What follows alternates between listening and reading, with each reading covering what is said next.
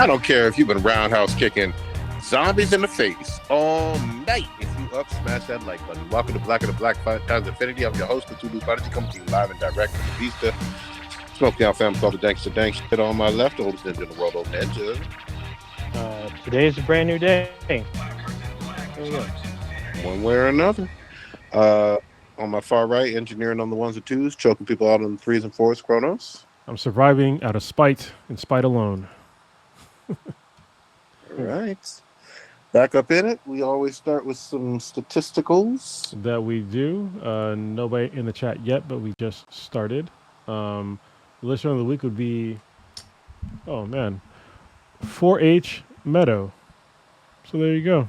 Okay. We are over the past couple of months. We've been getting some real international listeners. Germany actually, there's a lot of listeners in Germany. So it's kind of cool. So all right. Thanks for listening. Thanks. Yeah. We got somebody. I knew some German. Bahrain. There's a couple in Bahrain. There's a lot of internationals. Folks, somebody in Vietnam, France, Poland, Canada, Italy. Look at that. It's super international. We probably want some perspective from Americans that just hey. Of course, Americans listen to. We are the biggest. Americans are the biggest lion's share of listeners most of the time. I remember when we were first starting, we used to get a huge amount of listens from Brazil and a bunch of folks in Korea too. But since we stopped doing reactions, that's dropped off precipitously. So they keep asking us too to do more reactions, but I don't know. It's people complain about React videos, why are you talking over the video all the time? It's if you want to watch the video, just watch the fucking video. My favorite thing was how we explained before the reaction, this is how this is going to go. They still and complain. If this isn't for you, don't watch it. And they still complain. It was wild. Yeah, I don't. The internet sometimes, I don't get it. Just complain over dumb shit. It's hey, I'm going to punch you in the face right now. I'm going to let you know if you don't move. I'm going to punch you in the face, and then they don't move and just get punched in the face and you complain about it. Yeah. Also, almost all of the time, we were seeing that video for the very first time. All of us. So some stuff was a true, authentic reaction. You know what I mean? That's a cool scene. Oh, look at that dance move. You know? I'm not going to sit down there and write down notes and then tell you at the end what I thought about the video. Exactly. Because then, this is the problem that people don't seem to understand. All right, which something I need to probably go through and get all our actual money back on these videos, is that when you do a reaction, when you do any sort of video and you have content from somebody else, you need to actually add in you have to add to it. So it's not just you watching the video, because then they can easily copyright you. We've already been copyrighted on most. That's the reason why I stopped doing it, because we get copyright strike. There's no monetary value on them, and people complain about it. So it's a triple fucking whammy. And I'm just I don't feel like fucking do this anymore. But if you're literally doing commentary on a video, there's a legit claim for fair use. But if you don't do that and you just play the video in its entirety, and then at the end you add in your whatever, then they have a claim on that. And it's actually what's crazy is that it's actually a video that we did a commentary on, which I don't feel bad about it, but this is kind of the other side of the story. So What's Up, a song called What's Up by Maximum the Hormone, and it's the intro to it's the second intro to what's the name of that fucking anime? Death Note. It's great. Great metal song, Japanese metal song, and apparently that song is no longer on YouTube. And one of the few places you can find it is our reaction video. And so, so we got a bunch of views on there, and we get people asking all the time, I can't find this video anywhere except for here. And so I'll literally I'll comment to them, this is where you can find it on, and also this is where you can buy the DVD/Blu-ray, because you can still find it on Facebook for some reason, which is weird. And then I give them the link to actually buy the DVD and their actual content. So yeah, that's awesome. And we got the fucking fucked up audio again. Give me 30 seconds. I knew it was gonna happen. I knew it. I knew it too. It's a matter of time. Give me a sec. Fact check myself. Wasn't Cindy Crawford the first Like using the label of the super. I have no idea, but she's famous for a bunch of shit. Yeah. I know she's She's famous for like first use kind of stuff, like debuting merchandise that's never been seen before or worn, and like all of a sudden there's a commercial or ad with her in it. There you go. Bullshit. She was like the first to do a bunch of shit like that. But that's a very random comment by Warrior Fellow in terms of the birthday. But you know, if it's today, then I guess that fits. Yeah, I'm trying to see if he. Well, no, it's belated birthday. Her birthday. Okay. I think her birthday was a few days ago. All right, Kronos, are you with? No. Well, it says you're on mute. But... I mean, as long as we're still here. When is she? Oh, I'm sorry. Christy Brinkley's 72. God damn. So they should hear me now. And okay. All right. Now, can you guys hear me now? That was not yesterday. That was a while ago. No. That was many yesterdays ago. And her birthday was like almost a month ago. So, oh no, I'm sorry. Christy Brinkley's birthday was on February 2nd. So all right, can you guys hear me now? She just turned 72. Damn. That's wild stuff. Still cannot hear Kronos at all. But let's keep doing stuff. I know. Oh. And they're still, adulting and still with us. It's like, holy shit, I mean, you'd like them to stay that way, but yeah, time goes by so fucking slowly. Can you guys hear me now? As we get, yes. All right. Jesus Christ, this is fucking. I fucking hate this. It's coming up. Don't worry. I just fucking hate this laptop. Yeah, it's like right on cue too. Yeah. Shit. All right, there we go. Minutes. Hey, everybody, let me know if you can hear me still in the podcast. If you hear everybody else, we should be. I can see the live stream coming back up. Yeah, the live stream shouldn't have dropped. It should have just it should have just stopped some of the stuff, but the live stream should have kept going. It's back up now. Okay, cool. Sorry. No worries. Anyway, you talking about Christy Brinkley and shit? What happened? Yes, we were. She's 72. Yeah, well, Warrior Fellow was talking about Cindy Crawford. She just turned 60 like a month ago. He said like happy belated birthday. She's still, an attractive lady, but she's up there in age. So I mean, time doesn't stop. So are we. Yeah, exactly. Well, let's start with something I thought was a little bit more fun. Wait. Oh, what? You're fucking up, kinda. I need to do my RIPs. Oh man, I'm sorry. Yeah. Go ahead. Fucking just cut me right out. Yeah, that's true. Go ahead. What you got? All right, we're gonna pour out. Let's see. We're gonna pour out some Old English this week. For whom am I starting with first? So, the first one, I think I'm probably gonna butcher his last name. Maybe not, but Vince Zampella, or Zampilla, not quite sure. But he is best known as the co-founder of Infinity Ward. And he's the one that helped start the original Call of Duty back in 2003. He also left Infinity Ward to start Respawn Entertainment. He co-created the Call of Duty franchise and the lead development of Titanfall and Apex Legends. He also recently came back to EA to lead Battlefield 6 design. So, he's been in the gaming industry for a while. He was driving on a California highway and crashed his Ferrari 296 GTS, where he was pronounced dead at the scene. He had a passenger with him who died later. He was 55. There is video. It is really horrific. I didn't want to say that, but yes, his crash, I believe, is on YouTube. Yeah. Real quick side note.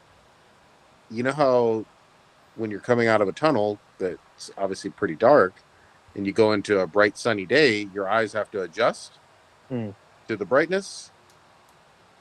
Pure speculation here, but he may have needed to have his eyes, kind of adjust to the brightness because he was coming right out of a tunnel, and then there was kind of a sharp turn, and that turn turned him. I want to say, as pure speculation as well, he was probably driving a little too fast in his Ferrari. It turned him into the afterlife. Well, this is the thing that people don't really see. I mean, I used to drive at very high speed, especially on a motorcycle, but anything can go wrong, and if you're going too fast, like your reaction times as you age, it's a little bit slower. Yep. So anything can happen. Not even just, and yeah, obviously, like changing from like light to dark, that's one of them. But anything, like what if you had your balls itch or some shit like that? You're going fucking 100 miles per hour through a tunnel, and you got a scratch. You don't have both your hands on the wheel. That's a wrap. So but your balls are better. That's called the death itch, y'all. Damn. Also known as gonorrhea. I'm just kidding. Oh. I'm sorry. Gonorrhea is when it burns when you pee. What's the one that itches? Like crabs, I guess. Crabs does when you. I've never had an actual STI, so yeah. I guess there's a few of them that have you itch. That's not the only ones. So, anyway, moving on. Next up, we have Peter Green. He was an actor best known for playing mostly villains in all of his movies, such as in The Mask, but he's also in films like Pulp Fiction, The Usual Suspects, Judgment Night, Training Day, and The Continental, just to name a few of his movies. He's been in film and TV since the 90s, including TV shows like The Black Donnellys and Life on Mars. Unfortunately, he had struggled with drugs and alcohol, but that's not what got him. How he ended, he died of an accidental self-inflicted gunshot wound. He was 66. So, well, okay. Ask you a question. What happened? Like cleaning your own gun and it goes off and shoots you, kind of thing. Something like that. Okay. So it was not. It wasn't suicide. He was doing some, maybe showing off or cleaning the gun, and it went off, and he was killed. Damn. Yeah. So the next one, Hollywood may have forgotten, but we here on Beat and BTI, we did not forget James Van Der Beek.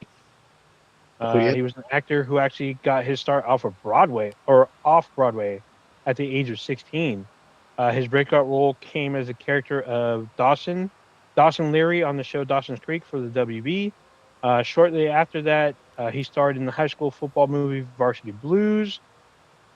He would go on to star in Texas Rangers, Scary Movie, Jay and Silent Bob Strike Back.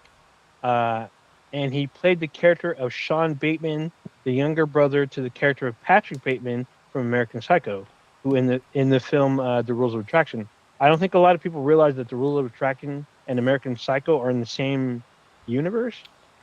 So American Psycho is a crazy ass movie. It is, but so is The Rules of Attraction.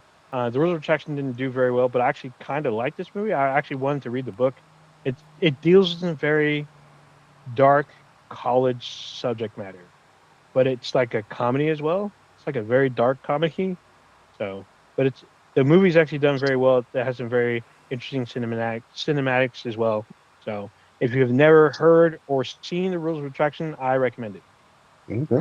By the way, so he did a lot of guest work after Dawson's Creek ended. He was even a contestant on Dancing with the Stars and The Masked Singer.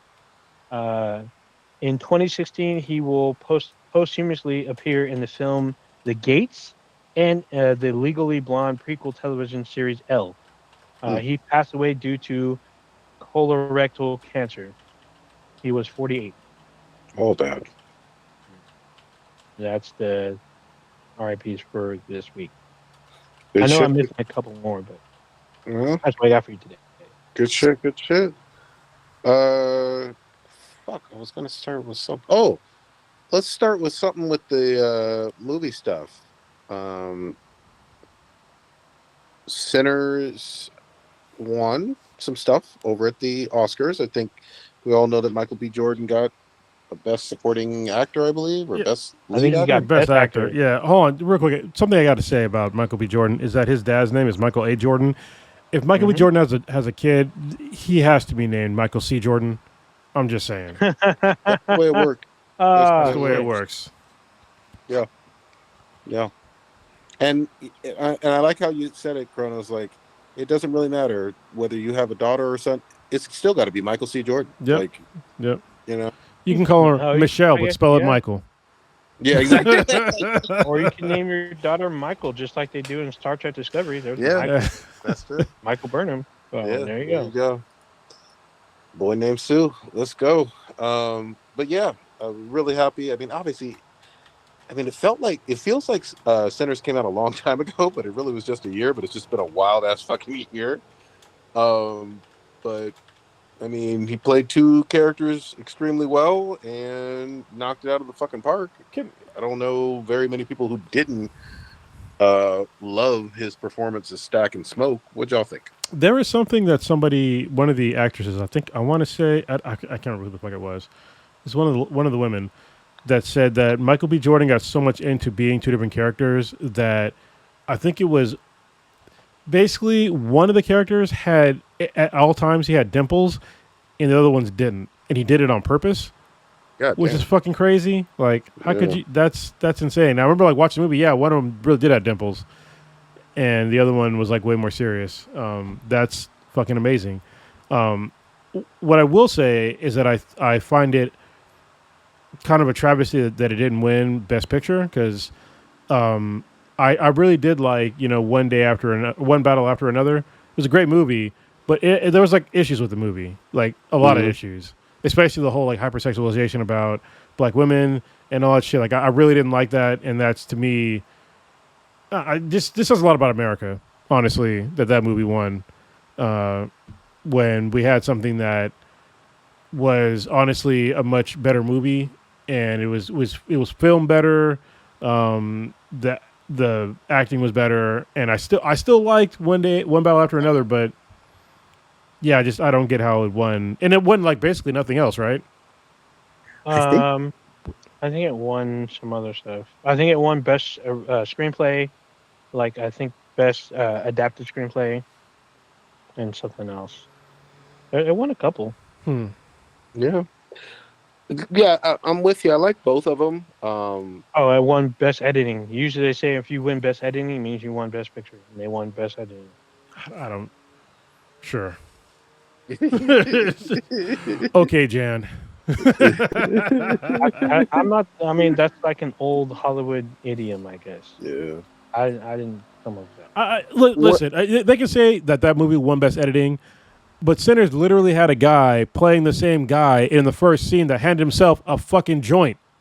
Like, did One Battle After Another have anything close to that level of cinematography? Yeah. Like, was that shit even in IMAX? Like, I think. Well, I can't remember. Maybe it was. I can't remember.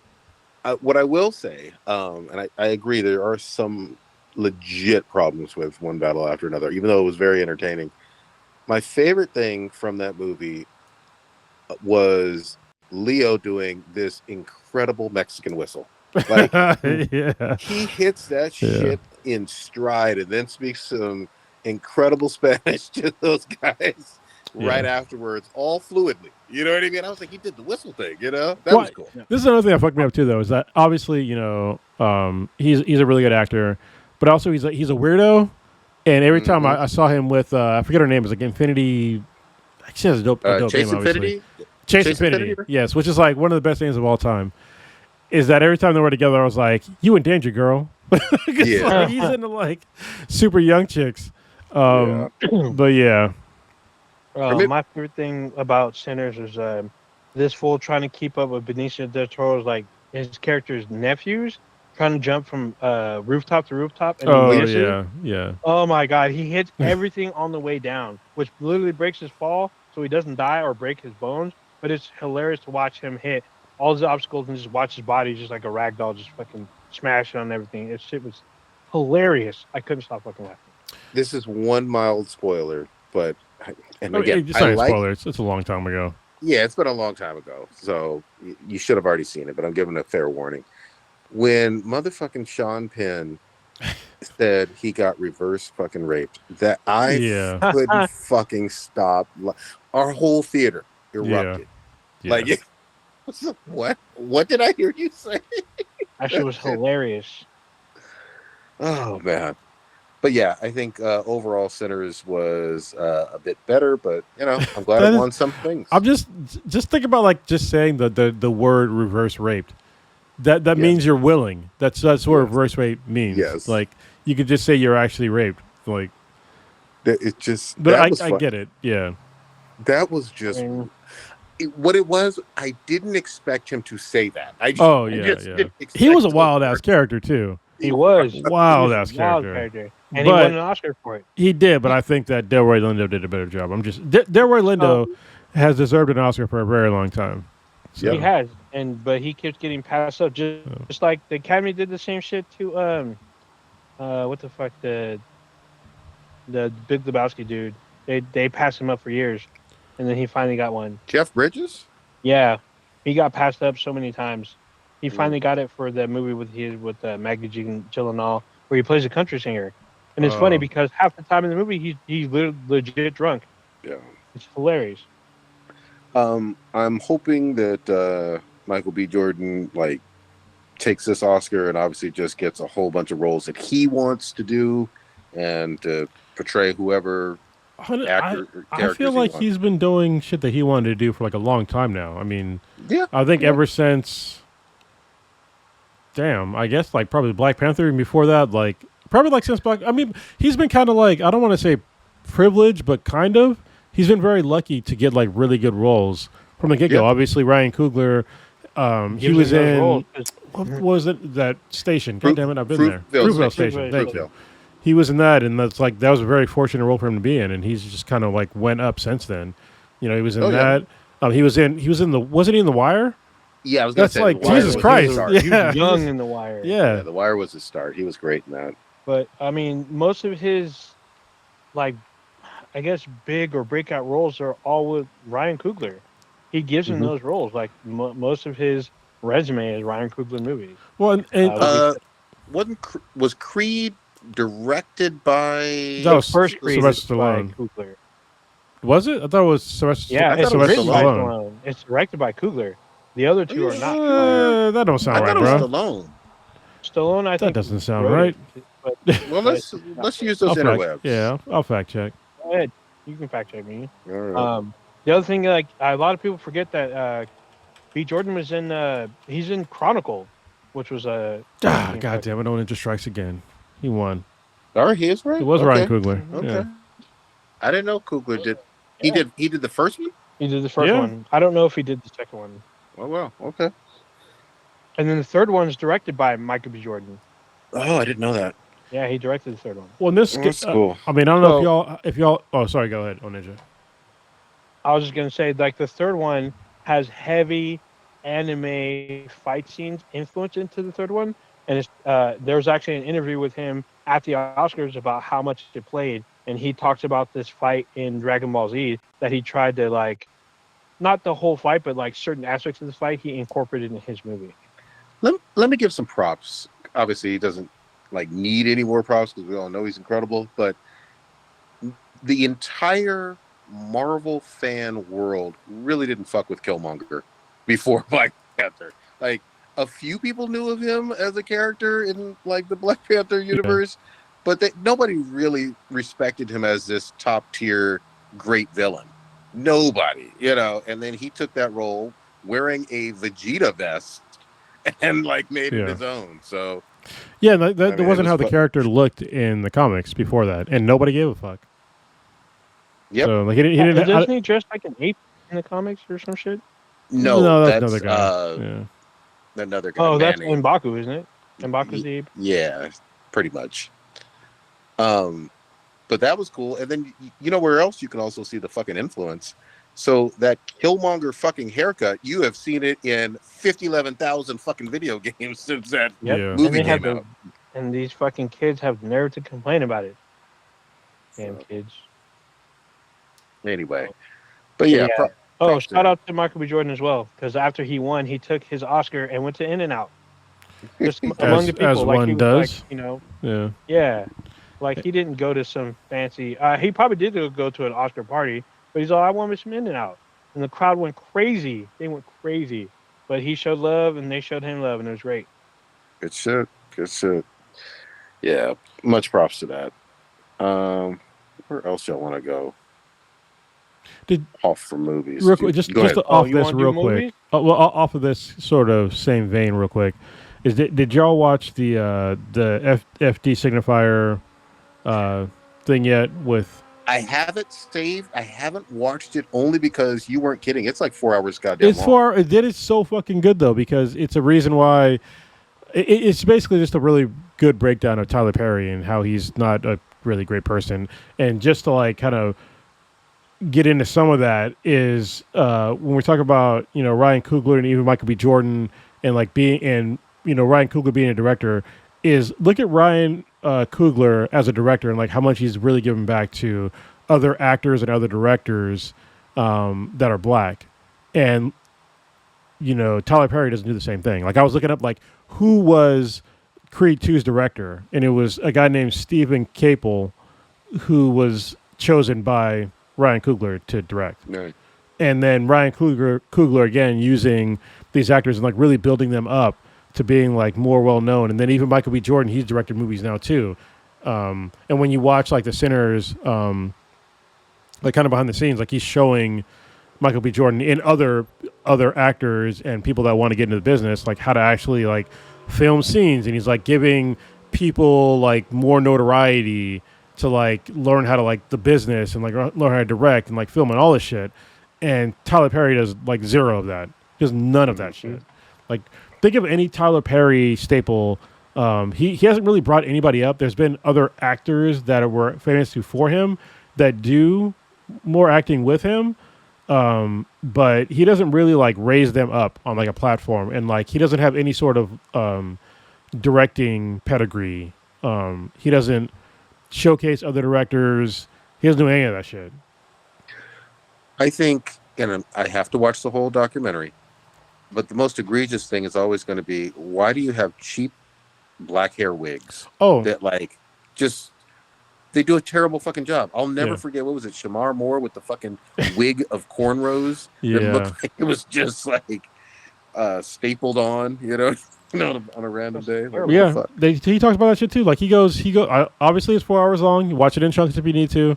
I did. I watched it in chunks. But yeah, it's a really good breakdown of like how he is not a really good representative of, first of all, being a director or a black director. He doesn't done hardly anything besides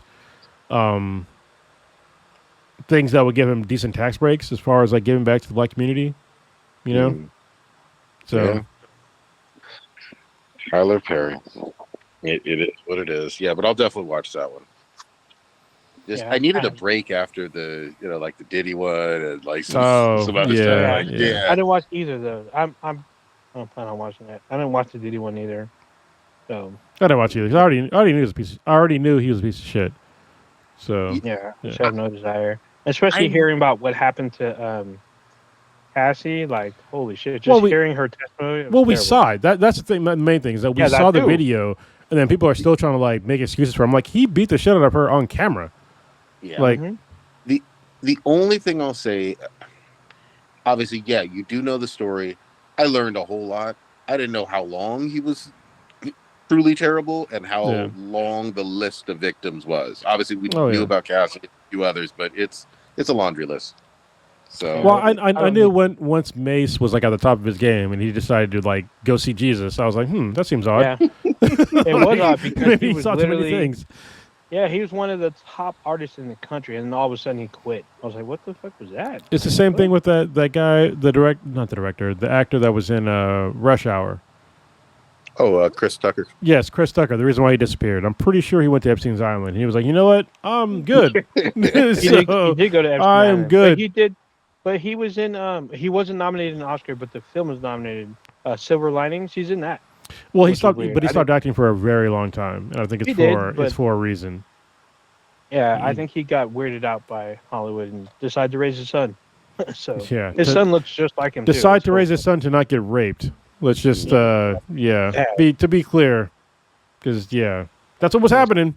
Yeah. It's terrible. I'll never forget that Danny DeVito, It's Always Sunny in Philadelphia clip. I'll go to Epstein Island and not into any of the kiddie stuff, just there for, water activities. Oh, my God. That sounds terrible. That sounds terrible. It's a bad clip, but it's funny as fuck. I mean, I don't watch Always Sunny, but I've seen bits and pieces of it. And they do they say some out of pocket shit on that show. So. Yeah, man, it's fucking wild. Holy shit! All right. Anything else on movies you wanted to stick with or no? Yeah. Did y'all see the Spider-Man brand new day trailer? That dropped today. I haven't seen it yet, but go ahead. I didn't synced it. So I mean, it shows a lot. There's conspiracy theories already. So I don't. If you haven't seen it, Prodigy, I kind of don't want to go into it. No, go. It's a trailer, bro. Like it is a trailer, but I mean, it's just a trailer. It is a trailer, but yeah, I mean, we see Frank Castle, we see Bruce Banner, we see what looks like the Hand, we see Scorpion, and like I guess a couple other Spider-Man villains, and like possibly even more that may be lingering in the background and stuff. After the events of his multiverse traveling, nobody knows who the fuck he is, and he's like dealing with that. Like you can see it when he's like stalking his friends through his fucking smartphone. Is he still in high school and shit? What's up? Is he still in high school and shit? No, it looks like he has like some kind of loser job or some shit. I don't know. He graduated. So in the last film, he graduated high school, or I think he was out of high school when he went to Europe or something like that. I don't know, but he's out of high school. Okay, that's good. And it looks like there's something happening to him. It looks like they're including the Tobey Maguire organic webbing because he has his web shooters, but it looks like he gets sick or something happens where his webs become organic. It looks like he's doing some kind of changing. Maybe they're hiding from us the Venom symbiote that invades him or something. I don't know. There's theories about that. There's theories about what's the other villain group besides the Sinister Six that it's something. It's another six, but it's a different group. I can't remember. I guess. Yeah. So apparently some of them from that group are in the film apparently. So like Tarantula and Scorpion, and I was surprised to see the Hand. We see interactions with him and Frank. They look like they're on first name basis. So it was pretty interesting, and we do see his old friends MJ and Ned, but MJ has a new man. So yeah, he has to do with it, and he talks about it in the trailer and his world. And then we get this new voiceover with Keith David. Makes me wonder if Keith David's in the fucking film. I hope he is. Now wait a minute. If Keith David is it, now that you should have led with that. If Keith David is in it, he does. So he does half of the narration. So the first half of the narration is done by Tom Holland, Spider-Man himself. Then halfway through, Keith David starts talking about the life cycle of a spider. And I'm just like, what the fuck? Like, is Keith David in this fucking movie? Like, you can't just do this to me and not show him. Okay. So we'll see. I'm hoping he is. It would be fucking sick if Spawn shows up and all of a sudden Keith David's the voice of Spawn. I would fucking piss in the. I don't think they're gonna let an image. They won't. Well, here's the thing. You know that Angela, who's part of Spawn, she's in Marvel. And I didn't know. I feel like I read that somewhere, but I don't feel like I knew it. She's been in a couple of groups. I think she's even worked with the Avengers, but Angela, Spawn's nemesis, has been in Marvel for quite some time. Yeah. She's not. I don't know if she's a mainstay. I don't know if she did, but I do know she's in both worlds. I know that one of the new Spawn runs involves her daughter trying to kill Spawn. So. Well, what I'll always appreciate from a Spider-Man connection standpoint is Todd McFarlane doing some really amazing art with Spider-Man with Marvel, and then switching to Image and then making Spawn. And you could see some of the similarities in the art style from the early 90s Spidey. And he also did Wildcats and whatnot. I actually have, because when everybody knew that Todd was leaving and he did like multi covers of some of his Spider-Man stuff. There was like a gold cover, a regular cover, and a silver cover, and I think the gold or silver. That shit sold out. Yeah. But she was amazing. I didn't get it signed, but I got limited. I got one of those colors. There you go. Yeah, I mean, we'll see. I'm not a huge hater, but I've just never been like overwhelmed by the Holland Spideys, but I think that No Way Home was out of the three the best, but that's probably because of Toby and Green Goblin and Doc Ock and all of that, and Andrew Garfield. But if it's good, it's good. I hope it is. There's a lot of moving parts in this fucking trailer, and it looks like this movie is gonna be packed full of stuff. There's a lot of stuff happening, so I'm hoping it's good. I mean, we're also getting Avengers Doomsday this winter. So yeah, that's wild to me. It feels like it's not really set up well, but maybe maybe Spidey leads into it real well. I don't know. yeah, I don't know. So apparently Spidey's in Secret Wars, but not in Doomsday. Apparently, so maybe. Um, I think they're not leading into Doomsday a lot because they're trying to keep stuff under wraps as best they can, which is fine by me. I don't need to be rushed by it. I need this Mandalorian Grogu though. I need that. But everything else I can wait. It's fine. So, but yeah, Brand New Day looks like it's gonna be packed with stuff. I believe it's out this summer if I'm not That's my mistaken. understanding. Yeah, so um I'm pretty sure this will be a huge hit one way or another. The haters are gonna see just so they can hate on it. The Tom Holland lovers are gonna watch it because they love him.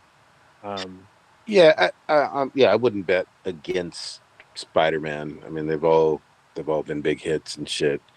So I'm sure there's going to be some success for this. I'm almost positive, but you never know. I mean, what's his name? With Toby, they didn't do a fourth, even though the third one made more money, I think, than the first two. So you never know.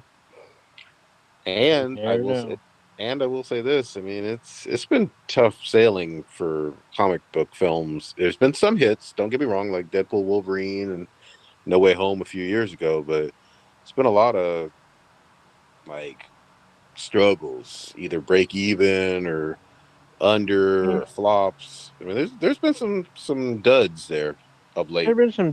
I think most of them have the decent ones have been broken even, but there's been some dud. I've seen a handful of duds, but some of them I already knew were going to be like Craven. I knew Yeah, going in that was going to be a dud, but I saw it anyway. yeah, And it was like that shit went to streaming. Actually, I don't know what went to streaming quick, Craven or Madam Web. I think Madam Web went to streaming quicker than yeah, Craven. probably. And both of those were trash. They were trash. And people were trying to like ration out how good they were. Well, these weren't fucking good at all. You were lying to yourself. You said these are good. You're lying to yourself. Motherfucking. Why would you do this to you? Yeah, I never even saw Craven, but I'm good. I'm good. Yeah. We'll see if this one sets the world on fire. Did you actually end up seeing Fantastic Four? I did. I did too. Okay. Yeah. It was enjoyable. I mean, it wasn't super like I wasn't overwhelmed. I was whelmed. There you go. Yeah, I was whelmed, and then I think I told you about it, like my ex girlfriend, not Kay, but yeah, it's the one about she didn't know who Ben Grimm was. Well, yeah, because like when you watch the movie, there's like a point where like it's like in the very beginning where like they're doing the whole like montage like thing, and they come back down, and all of a sudden there's a rock creature, and then she's like, they're not gonna talk about who this rock guy is?" And I was like, "Oh, that's the thing." And then I was like, "Oh, they didn't explain that at all. Like, it just totally went over that shit of like who this person really was because they didn't show him like changing into like the thing." She was just like, they went up with 4 humans, 3 came back, and a rock alien. So yeah. Oh, so I'm seeing news on here. This is for you, Prodigy. What you So got? Angela has joined, according to B-Boy. Angela has joined Marvel Rivals. Oh yeah, she is in that. Yeah, he's right. He's absolutely right. So I haven't played in a while. I haven't played since they added the little the hunt. It was like the zombie mode thing. I haven't played then. So, and I love Spawn and his whole universe, but he's gone into, well, she's gone into Marvel, but Spawn himself, he has like a mission with Batman, where Batman's the one who gives him the split in his face. He throws Batarang in his fucking face. That shit was fucking funny as hell. But the comic was really dark because they were chasing a child killer. Yeah, which was crazy. That was a good ass fucking comic though. Look, Spawn has always been mature and fucking dark and shit, and we fucking love it that way, you know. So it was just interesting because they kind of had to tone it down a little bit for Batman. It was still pretty fucking dark though. I will say this 50 million times is that we would not have the MCU had it not been for Spawn in the 90s. The MCU would not exist. People seem to think that Marvel movies. You say Blade though. I'm sorry, Blade, not Spawn. Blade. Okay. But also Spawn. I mean, so even back in the day, like Spawn, it did like a lot for comic movies in general because before Spawn and Blade obviously is the one that led into the MCU. Sorry, but Spawn actually got a really good budget. And they had at the time it had the most special effects in any movie ever. And before those movies came out, we had some truly trashed here comic book movies that people don't want to talk about. There was an Avengers movie before the Avengers that came out. There was plenty of... That didn't even make the theaters. Yeah. It's only, it was trash. Only, and it's like back... You have to find it at some dude's garage. Or actually, I think now it's on YouTube, but that shit was trash. And before somebody gets mad at me, yes, the Batman movies with, the Tim Burton made ones, they were good as well. And that brought DC up to that level, and beyond. But man, back in like the early 90s and 80s, and there was like just comic book movies they were shit. Worse than B movies. I'm going to give credit where credit's due. I think obviously Blade, amazing. Yeah. You're absolutely right. But I think what also brought it back, because there was a huge like lull in the 2000s or the aughts. And then 2008, you had The Dark Knight, which blew people fucking away. Obviously, you had Iron Man that same year too, which was very, very good. But The Dark Knight was like nominated for fucking like movie awards and Oscars and shit. Like it was a well-written, just crime movie. You know what I mean? Yeah. All the way around. So a lot of people don't realize that I guess Christopher Nolan and Zack Snyder were working on that. I didn't know. Even though Christopher Nolan's the director, they both. I think Zack Snyder might have been. He had some say in that movie. I think he might have been a producer at one point. But that was. I have to look that up. It does not seem like a Zack Snyder movie. Yeah, it is not. It's a Christopher Nolan movie. Yeah, that was his movie. For sure. But they collaborated together though. They had some dealings and whatnot. Let's collaborate again so Zack Snyder can make good movies again. I'm just saying. God dang. It's funny, even though I feel like Zack Snyder's fallen into this whole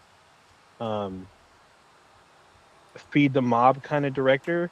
I still think of him as a capable director because I still advocate for some of the stuff that he did. Like I really thought 300, Watchmen were fucking great films. Yeah, 300 and Watchmen were like decades ago. Yeah, but he did those movies and they were great. And some of his other stuff, I feel like was just to feed the angry mob, feed the Snyderverse.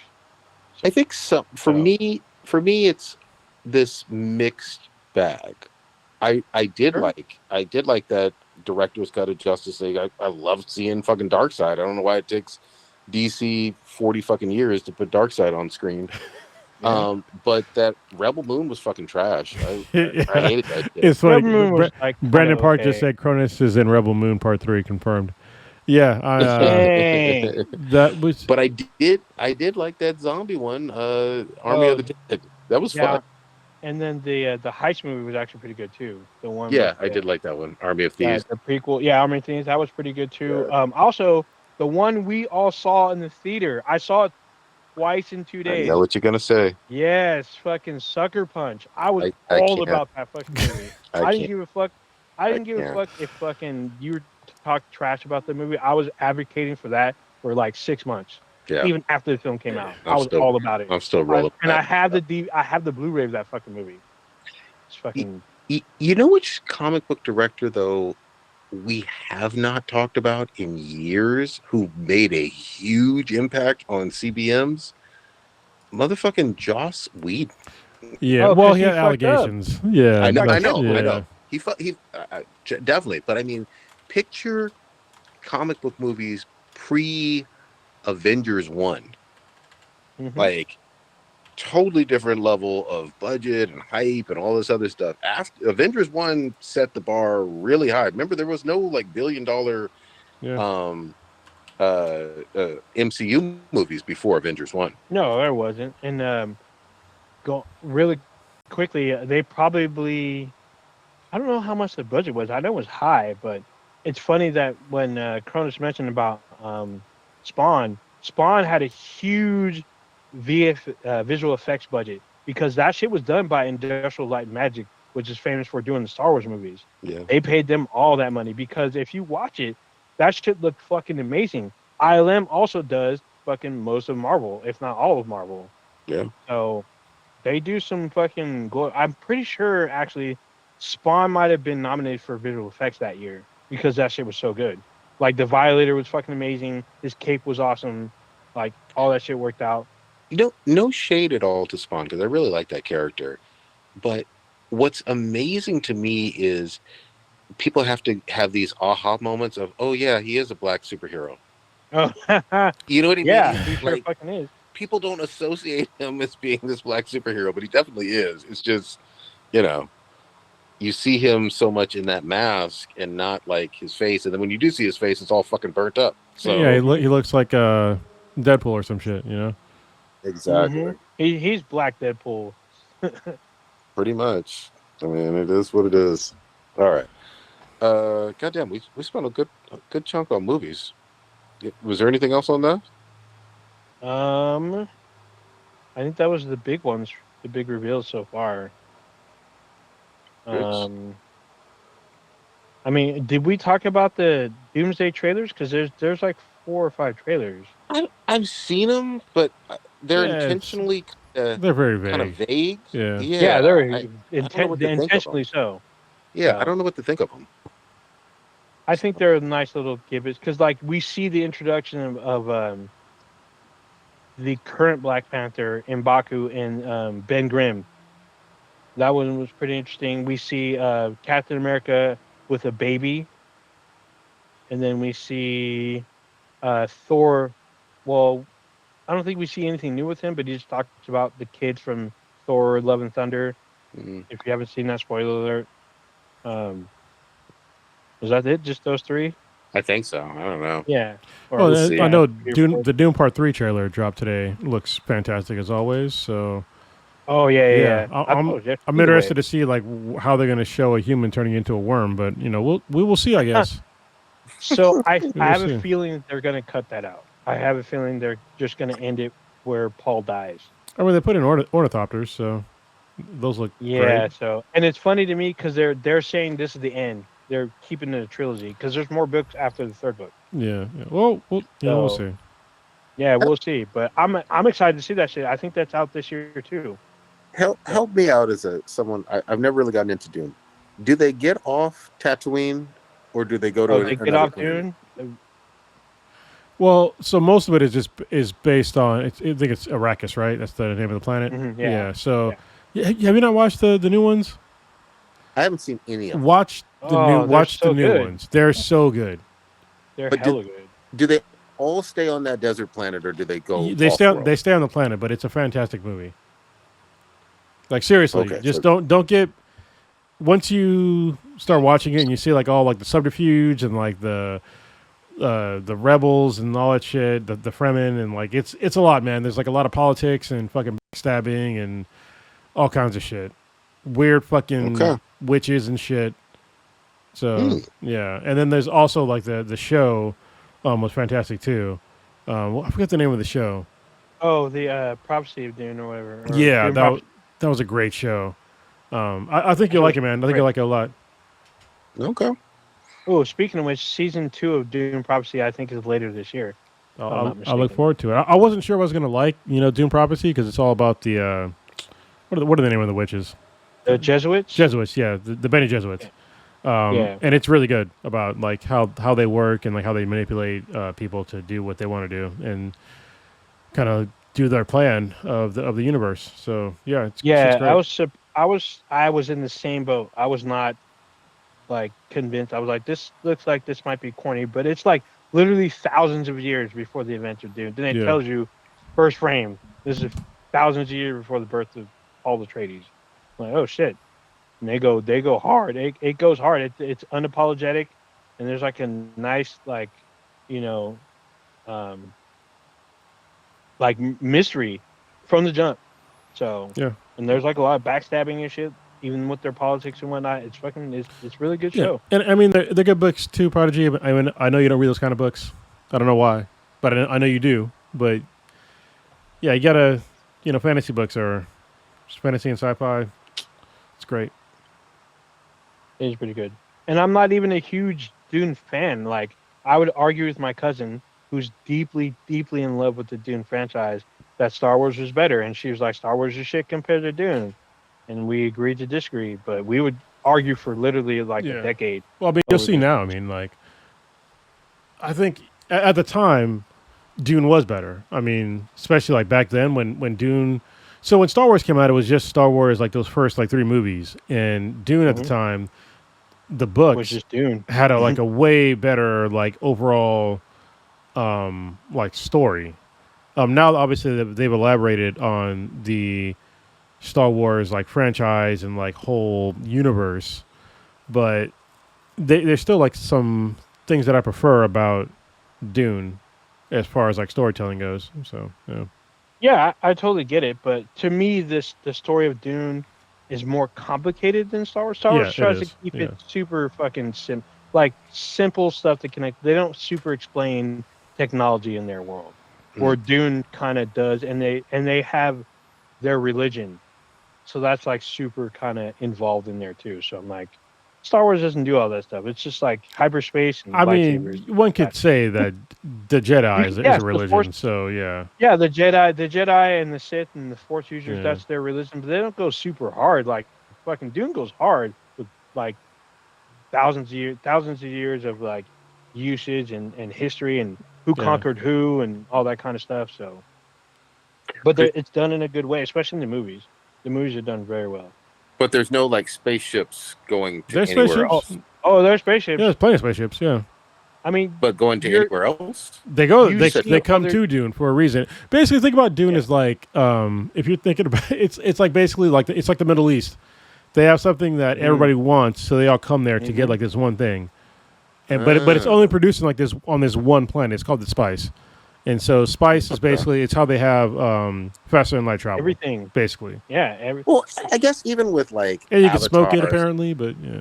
Yeah, it's a drug. They use it as a drug and they use it as fuel. That's hilarious. I guess even with Avatar, like they stay on Pandora, so they're just showing a lot of different aspects of it. Yeah. So the thing about Avatar, you never leave Pandora. At least in Dune, you see other parts of the colonies or the Empire leave their planet and come to Arrakis. Okay. Or you see, like, you'll see another planet that has another colony where it starts there and they set up their plans and then they travel to Arrakis again. So it's like, even though you will see these other planets, all of the action and all of the like moving plot is on Arrakis. Okay. Like the plan will set up on another planet, but you come to Arrakis for execution. So there you go. All right, I'll try with one of these new movies. One of these. What's his name? Denis Timothy Chalamet? No. Denis Villeneuve. That's the director, right? Oh, Denis Villeneuve. Yeah. He's a good ass director. Like, holy shit! I want him to do a Star Trek or Star Wars movie, but he says he won't do it. He's literally said publicly he's not going to do it. Well, I will say that the latest 2 movies, they're like it's. I hate saying this, but it's like it's pure cinema. Make some popcorn at home. Turn up the fucking volume, and it's like it's a fucking spectacle. It's a spectacle. So yeah. So the first Dune, we risked COVID because it came out in 2021, and like they still had advisories and shit. We went to the theater to see that shit, and it was fucking amazing because it had the best sound quality. Yeah. Like it had like the great story. Like it was amazing seeing that shit in the theater. I've seen each one the first 2 that he made in the theater, and I don't regret it. It was fucking great. Like when we came out from the first one, I was really impressed. I was like, wow, that was actually a really good fucking movie. Like it was great. I'm looking forward to the third one. Looking forward to it. And I watched the originals the original back in the day. Yeah. And then I read the first maybe 2 books. I think maybe the first book, maybe the second one. I don't know, but yeah, I read at least one of the books.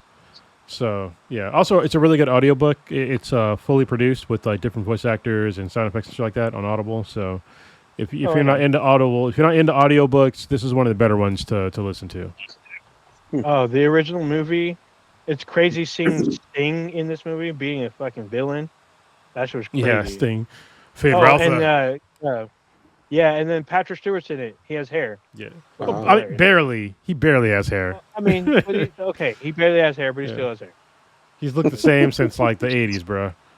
He does look the fucking same. he's just thinner. He's thinner now. He has hair in the back part. He had a little bit of hair on New Generation or Next Generation. Yeah, a little, but it's only because he grew out. Like he has like a little curtain in the back. Have you ever seen like the original? So that if you watch like in the Next Generations, there are some pictures of him with an actual like toupee on, because originally they wanted to have him like a full head of hair, and it's like it looks like what is happening here? So yeah. I can't imagine him with a toupee. That sounds wrong. It does sound wrong. Super wrong. It does. Let's get to gaming a little bit. I fucking finally got my goddamn Resident Evil 9 Requiem. That shit is spooky. I will say you play as obviously Grace and Leon. Everybody fucking knows that by now, but Grace shit is in the first person, and she ain't surviving shit. Like, she's so underpowered. She's underpowered. You don't know where the fuck she is. You don't know what the fuck is going on. Maybe that'll change as I progress through the game, but she's a scared little wimp. And Leon is fucking roundhouse kicking and fucking chainsawing and making these quips about people like, bet you didn't see that coming kind of shit. He's fucking over the top Leon. And obviously that's in third person, but I like the dynamic so far. It's really interesting, good environment. It kind of reminds me of the 2 remake, and all the way around just feels fucking fun. So, really quickly, you got asked a question. I didn't see your answer, but did you know B-Boy Frost had asked you if you knew that you could change the third person in the game? I definitely know, but it feels like the default is to play first person for Grace and third person for Leon. I'm doing my first run like that, and then maybe I'll switch it up later. But it feels like the best of both worlds, like from RE4 Leon, really a more overpowered version, and then Grace feels like a very weaker version of Ethan from 7 and 8. So I haven't even played as Ethan yet, but according to him, they coded the game to where when you're with Grace and you're exploring, she will visibly shake with fear while you're playing there. She fucking trembles. Yeah, so I'm like, holy shit. You feel bad. You can hear it through the controller. You feel fucking bad for her because you're just like, she's not a fucking action hero. She's not a badass in any way. She's just trying to make it another hour or so, without dying. So apparently watching it in third person, you can see her visibly be shook in the game. So I'm like, oh shit. Apparently that adds to the immersiveness of the game, that like, because she's scared, you might be scared too. Because she's like, so.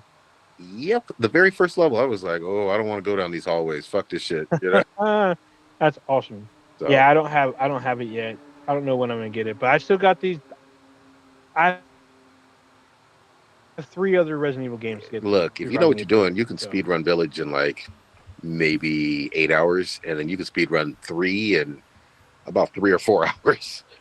So I tried to speedrun 3, and it didn't take me. It took me like a day, and I missed some of the stuff too because I wanted to. I guess there's certain things you can do that gives you a particular weapon. I think it was the rocket launcher or a particular shotgun. I got the rocket launcher, but I missed one of the guns. So it took me longer than I thought. Yeah. So speedrunning, at least Resident Evil games, is not my forte. So, because I end up seeing particular stuff, I'm like, oh, what's this? And it's like a little side thing, and I get lost, and it eats up my time. So I get it. Obviously, it's super early. We got some big ass fucking games coming soon, but right now, early on, first quarter of 2026, I think this is a clear nominee for Game of the Year, at least in my book. But way too much of the year to go by to see what fucking sticks and what doesn't. Yeah, But good reviews all the way around. It's fun. That's great. I mean, that we got a great game early in the year. I know there's a bunch of other games. Obviously, this year that everybody's going to be contending with GTA 6 if it comes out later on this year. That's the one to beat. Yep. If you can get, actually, honestly, I feel bad about good games early this year because all that's just going to be forgotten. Later on this year. So yeah. Well, actually, I feel bad for games that were released later this year. For some reason, Fable is coming out in the fall. I'm like, that's a bad decision, and that Fable's a beloved franchise, and I'm like, that's like franchise suicide for some fucking reason. So we're getting a new Tomb Raider game, I guess, this year. It's the remake of the first one, apparently, and I don't know when it's releasing, but if it releases in the fall, that's also suicide. We already seen games implode early on this year with Highguard and fucking Concord. Highguard just fucking when it was already failing before it released for some reason. I don't know how you do that, but once it released, they already shut that shit down. Yeah, they needed to take a chance. I talked about it before. Just like stick with it for a while. Don't quit so soon. And it's all bad. So I mean, we're getting Forza. We're getting Forza 7, I guess, in a few months. So, but I say if you're early on the year, get your players now, get your DLC out before the fall, get your player base going, and then they can leave in the fall when GTA 6 happens because you got your money, you got your player base, and if they're tired of GTA 6, they can come back to your game. My whole thing was just they won't, if you release them early this year, it doesn't really matter, but if you release anything early this year, it's not really going to be considered for Game of the Year. If GTA 6 is going to be the juggernaut we all expect it to be, it could not be. I mean, we all thought that Mass Effect was the fucking juggernaut until Andromeda came out. So, Yeah, look, Fallout 76. Yeah, wet the fucking bed. Also, but another great game to talk about because they didn't fucking quit and they're still making good content for that fucking franchise. So, there is content, but I will say this, going back to what you were saying, Old Ninja. There's a sweet spot. Yeah. If you're too close to, let's say GTA 6 releases in November, okay? Because I think that's what they're indicating. They could change it, but let's say it's November for now. If you release in September, people may think, like, again, Wolverine, I think, is in September. People may still buy that and say, hey, it's a single player game. I could probably get, 2-3 months out of it, enjoy the fuck out of it before GTA. And then obviously I know in November I'm getting GTA. Yeah. Mm-hmm. Like, I think a lot of people are going to make that calculus. Now, if you're in October and it's a game like Call of Duty or Madden or Battlefield or whatever, that's fucking suicide. Because it's like, well, what the fuck are you doing? You're way too close to GTA. And then remember this too, though. GTA is going to have a long trail in terms of that online. People are going to be on that not just a few months and get bored. People are going to be on this one for years if it's great. I will say it's great. I think that your examples are a little kind of off. Like Battlefield and Call of Duty, those are juggernaut games. Going up against GTA, I don't think they'll be hit that bad. Ooh. I think games like Fable and Tomb Raider, games that have been gone for a while and they're trying to make a comeback and they try to go up against GTA, I think that is suicide. And I think that a new IP that could be lost, like especially even if you're good, even if you get 8 to 9s, like Control kind of got lost in the shuffle. And I mean, it was a great game, greatly reviewed, but it didn't hit like massive numbers like it should have, in my opinion.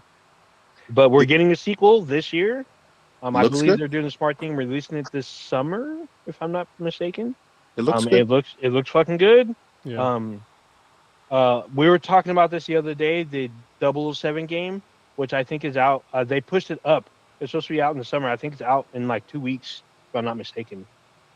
It may be out in May if I'm wrong, but that will be before GTA 6. Like I was saying, get your players because it's also a single player game. Get on that, get the hype. If you're gonna release DLC, maybe release it late August, maybe September. Get your players into that, get them ready. So, well, but it's also GTA 6 has been delayed like so many times. It's supposed to release last year in fall last year. Yeah. And it's supposed to release in May of this year. Then now it's going to be in November of this year. So we will see when it comes out. But yeah, whenever it does release, it's going to be kind of a make or break. I don't want to say make or break because people are still playing GTA 5, which is from fucking 2 generations ago. That shit dropped on the PS4, PS3. Yeah, PS3, 360. Yeah, and they'll be all right. Yeah, I mean, but some of these studios, I mean, you have like High Guard that like tossed out of the studio, and yeah, but they were not established though. I mean, Rockstar's established. Rockstar's so established that people forget about that they fucked up with all the remakes. So, they really did. They got forgiven for that, which was wild. Mm-hmm.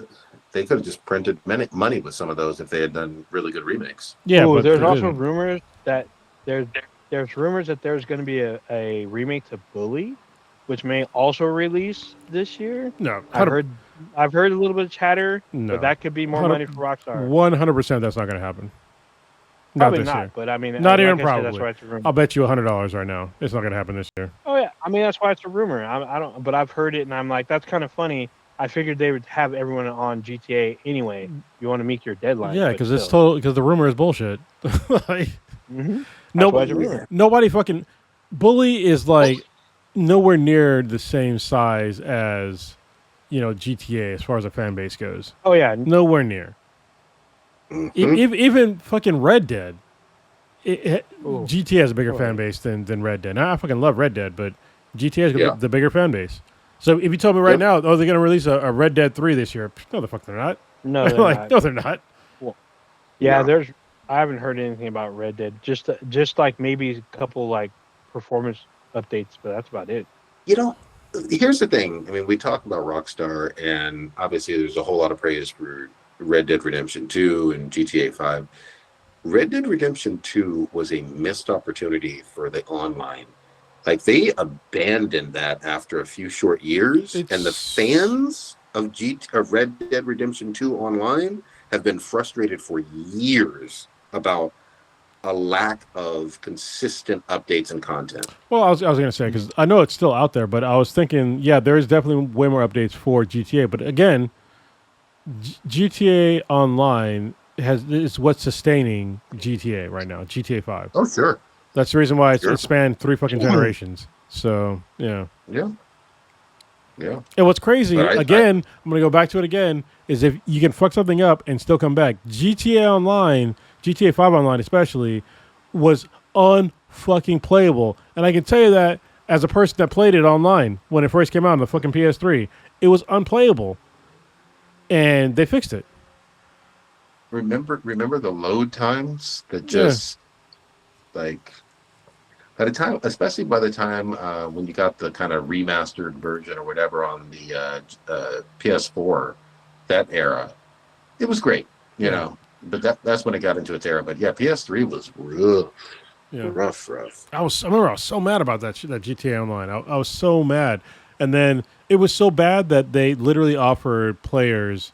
It was like, what is a $1.5 million to come back in game currency? Yep. So Oh, I think it was more than that. I'm kind of sure because I know when I bought the game, I got 5 million. It was like a pack. Yeah, it was like the shit. It has a name. It's like a DLC or whatever. But it was like a 5 minute. I think it was like the shark head or something like that. And they gave you like a bunker where you can like start gun running and smuggling shit. I thought it was the funniest shit ever. But...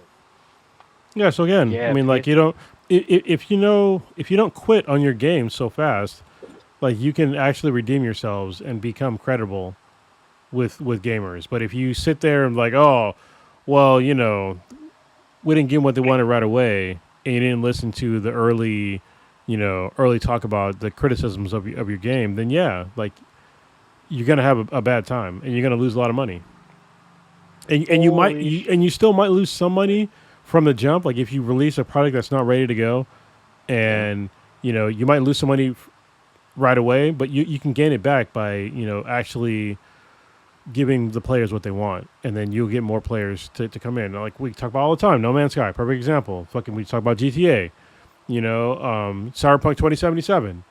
These are all games that redeem themselves. These are all games that had issues when they dropped, and you can fix them. So just stop fucking quitting so early. Don't be a two-pump chump. So GTA 5 is on 7 systems. Yeah, that sounds about right. Yeah.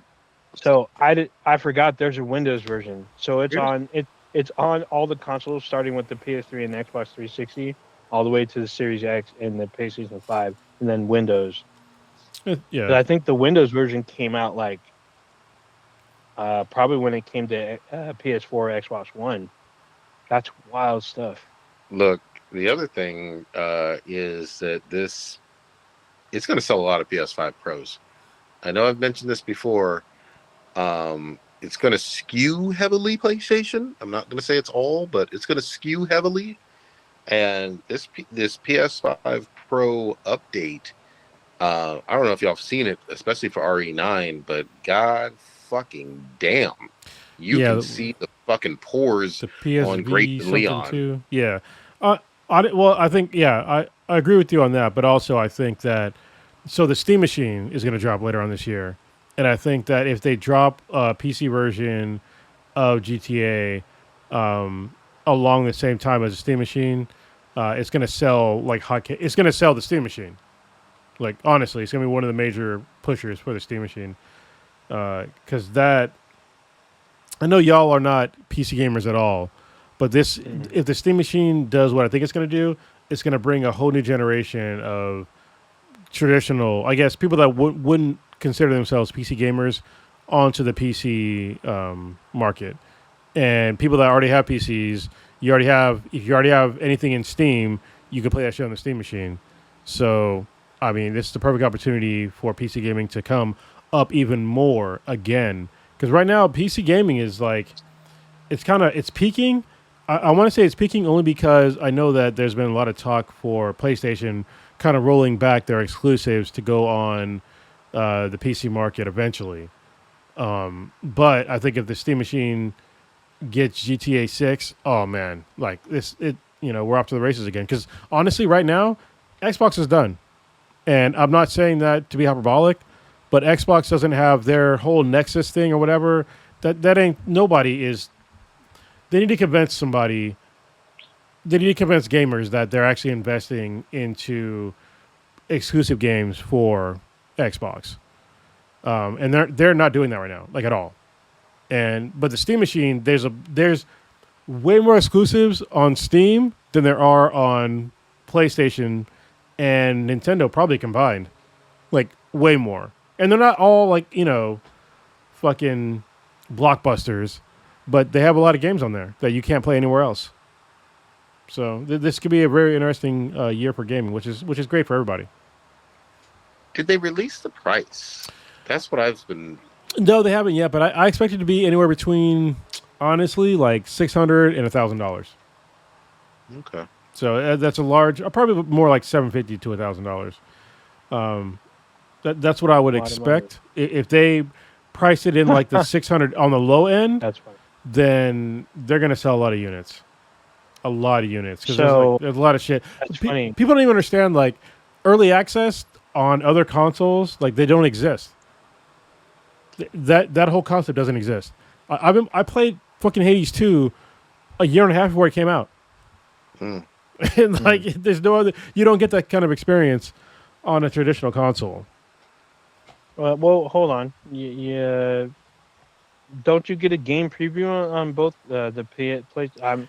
I know you do on the Xbox, and I'm pretty sure you do on the PlayStation. You get a game preview. Game preview is not early access.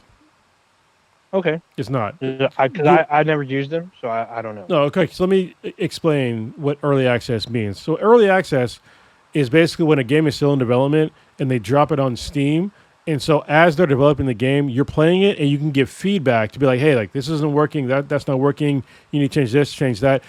Honestly, you don't have to put in any of that. You can just play the game the way that they intended it to be played when they dropped early access, and other gamers will give feedback for you, and they'll change shit on the fly. And if you see a problem with it, you can give feedback if you want. And so I paid for, Hades 2 in 2024, I want to say. Pretty sure it's 2024. I paid for the game. Right. It was like maybe $20-$30, and it's a vastly different game than it is now. And it's all improvements. And like when I first got early access, I had access to like basically like maybe 25% of the game. And now I have access to like the whole game and all my stuff. Like I didn't have to like start over in the game. So like as I kept playing the game through all the updates, all my shit stayed with me. All my shit that I went through, all the shit that I beat, all that stayed with me, and shit was great. So like when the actual game dropped with like the new full release update, I was like way ahead of like everybody else because I already played like 100 hours in the game. Crazy. So, really quickly, the Steam machine is suggested to be priced between $750 to $950. Well, who's suggesting? Is that from Valve? What's up? Is that from the makers, Valve? No, the makers aren't putting anything on. This is just the community. They're saying, I guess there's two different, a 1 terabyte and a 2 terabyte model. They're saying this could go over $1,000 per unit. They're hoping for a $600 to $800 range. So I mean, which is a normal console range. I mean, right now, how much is the PS5 Pro? It's about $700, I believe. For the Pro, I thought they dropped it $100. No, man, things have gone up. But I will tell you that with the Steam machine, I don't expect them to have the 4K 1080p experience. So yeah, we'll see. Okay. I just know. I'm sorry, I said that wrong. The 4K 120 FPS experience. Yeah, I was about to say. Yeah, I said two different fucking resolutions. Sorry. Oh yeah. PS5 Pro is $749. Yeah, I expect the Steam machine to be like. I think they're going to basically have their baseline will be 1080p 60 frames per second. So we shall see. Which would not cause you to buy a new 4K TV because honestly, 4K TVs at 120 frames per second, they're coming down in price, but for a lot of people, like buying a new TV plus a console, it's kind of a lot. So plus games and it adds up quickly. We shall fucking see. Oh shit! The PS5 Pro doesn't have a disc drive. No, that was really disappointing. You got to buy it separately, which is fucking bullshit. Yeah, and the vertical stand is also sold separately. But you don't have to have it, yeah. That depends on your home setup. So that's true. It is a big ass box. That's wild. Okay. Oh no, I don't want to do that. Okay. So we shall fucking see. I want to kind of jump back on movies real quick because this might have been missed or swept on the rug. Did y'all see the Lanterns trailer?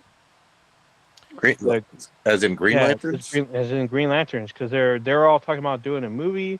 Apparently, it's a TV series that'll be on streaming on HBO Max. So there's a trailer for this already with the what's Aaron Pierce? Is that his name? The guy from that Netflix movie where he was from Rebel Ridge. Yeah, that guy. He's Jon Stewart, and they have Hal Jordan. But the guy who's acting as Hal Jordan, he gives Hal a accent. He has like a Southern accent. Really? Okay. Yeah, I was like, what is this about? So, well, what's weird is because I guess, well, I mean, in comic books, when you're reading it, unless it's Gambit, I don't give them fucking accents. Well, I mean, I get the Green Lantern has like a bunch of animated movies. Yeah, that's true. He had a TV series for a minute. So, but I hear Thor's accent because the way that they do the text. Yeah, the Norse kind of stuff. And he does a whole lot of thy will and they, that kind of bullshit. Yeah, the Shakespearean stuff. But yeah, no, I never thought about Hal. First of all, let me just say this: I find Hal Jordan personally pretty fucking boring. Um, I like Jon Stewart a little bit more just because of Justice League and Justice League Unlimited. That was like, and he fucks Hot Girl. I'm just saying. He does. That was pretty cool. Yeah. But I don't know. I don't know about Lanterns. I'll check it out. Is it debuting this summer or when's it coming out? I don't think there's a release date yet. It might come out in the fall, but the trailers it's got a lot to it. But I don't know how I feel about it. It made me feel some type of way. I mean, again, the Lantern franchise has been in the fucking pit since Ryan Reynolds, who is very talented, and we all like him as Deadpool, but he was not able to save that franchise at all. Couldn't even really get it started.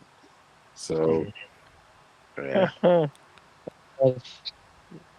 Brandon Parks talking about you're a Guy Gardner stan. There you go. I don't fuck with Guy. You know what? Neither does the rest of his world. They all hate him in the comics. Yeah. I like Sinestro and Atrocitus, if you're talking about Lanterns, more so than any of the Greens, if we're being honest. Such an elitist asshole. I fucking love Sinestro, man. Oh my god. That's great. That's wild. Actually, I like Kilowog. I think Kilowog's fucking great. He's hilarious, too. Yeah. Not bad. I'll never forget. What was it? Justice League War, that animated movie, the one where Darkseid just fucking mollywops Hal. Oh, everybody. Yeah. And then he mollywops him, and then like his little minions just beat him down even more, making him even more embarrassing. That's when Nathan Fillion is Hal Jordan. Yeah, it reminds me of the aura laws. It reminds me of like the JoJo, where like they just jump him. Yep. Also, JoJo was a Steel Ball Run, drops on Netflix in a couple of days, right? It does. I'm excited and fucking nervous. I mean, I loved fucking Golden Wind, that part 5. Part 6 with Jolene, I was super fucking hyped about it. I was like, all right, we got, girl Joestar leading it. And she was cool, but the characters and the vibe and the music just wasn't it. So hopefully this one could be a return to form. It's always weird, like when I watch anime, when they have like English music attached to it. Like the whole was it there was a Jodeci song in like one of the last ones, right? Freak in You. Yeah, Freak in You. I was like, people in Japan, do they listen to Jodeci? Like, what is happening? The creator of JoJo, Araki, that motherfucker loves some black. I want to hang out with that guy. I'm just saying. And also like having like Ario Speedwagon as a fucking character and shit like that. It's just like what? Like, yeah, I had never heard Roundabout by Yes, that 70s rock song, until like what was it? That was in the second part of JoJo. You know what I mean? And that shit was great. I am far behind on JoJo, but yeah, it's an awesome aspect of anime. Is JoJo's Bizarre Adventure, because it's fucking weird as shit. Yes. 1 minute you might have somebody like being a vampire. Another minute you have somebody like literally like playing with cherries in his mouth like they're balls and some shit. Like, what the fuck is happening right now? Like, the weirdest shit of all time on JoJo was the first episode of Golden Wind, where Giorno is on this fucking train in Italy, and this one guy in a tracksuit or like this skin tight fashion model suit comes up to him, licks him on the fucking cheek, and says, "I can taste your lies, boy." And then they just move on from there. Oh, I'm sorry. No, he unzips. Then he licks him. And I'm just like, what is going on? Oh, I saw on JoJo there's some dude that likes lady hands. He like collects women's hands. He like kills them and cuts up their hands. Yep. That's so weird. Anime is wild. So I'm gonna go back to a different anime. Is oh god damn it, the one with Gone. Oh, you're talking about Hunter x Hunter? Yeah, Hunter x Hunter. Yeah, the Hisoka being like the gayest, rapiest character of all fucking time, like getting into a fight with a little kid and like getting like turned on. I'm like, bro, like what am I watching right now?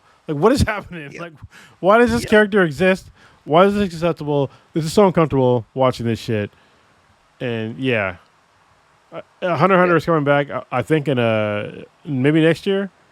Oh, really? Yeah, because I know the guy who wrote it, he got sick for a while, and now they're writing more episodes, or they're writing more manga. So they've been talking about bringing the anime back, which would be great. Because honestly, like that was one of my favorite animes of all time. One of the best fights of all time was Kuropika versus Uvugen. Yep. The motherfucker who you thought was weak as fuck literally brought a shovel to a fight. And you were like, this guy ain't gonna fucking win.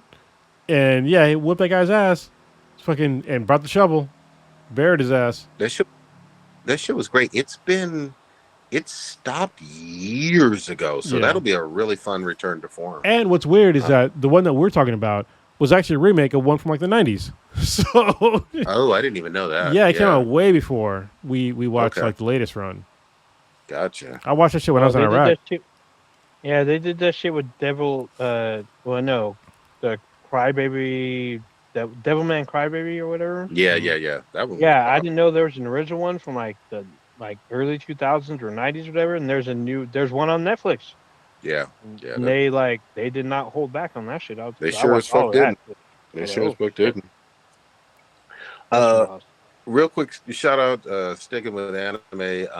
God damn it, this live action One Piece is really fucking good. They got excellent fucking actors in this shit. It's fucking fun. They got the spirit of it right. I watched even like there was like a bonus content or podcast afterwards or whatever. Obviously as a fan or whatever, I know where they're kind of going, but there's still some like, oh shit, this is their interpretation on this. This is their interpretation on that. But the character, I have to give a big shout out. The character of basically she's Princess Vivi. They did some of the fans did some racist ass shit because she's a South Asian woman, dark-skinned South Asian woman. God. She was in Bridgerton. She knocked it out of the fucking park. Like did so well. It's hard for me to like really wrap my head around like serious racists being angry about a South Asian woman being cast in an anime. Yeah, like I know. What are you talking about? Yeah. All right. Well, the other part that's so funny is she's in an arc where essentially she's from a Middle Eastern country, basically, or a South Asian country. Like it's fictional, but you could see that it's either Egypt or Saudi Arabia or or Iran. Fucking, we'll just say Iran. Yeah. It's all good. Yeah, but she's from a certain part of the world. A fictional version of this part of the world. She's not from Japan or Europe or North America. So it fucking just fit, and that actress just knocks it out of the park. Everybody does well, but she did an exceptional job, and she shut people the fuck up, too, in terms of, like, their bullshit ass hating. Yeah, fuck them. I mean, people complain about dumb shit. Like, listen, if you're a racist, stop watching anime. Yeah, there you go. Stop watching anime. Actually, stop watching anime, stop eating fucking ethnic food, stop listening to rap music, stop listening to rock, I guess. Like, you can stop doing a lot of shit. But these people just want to they just want to consume this stuff and want to make it seem like it's about them. It's not about you.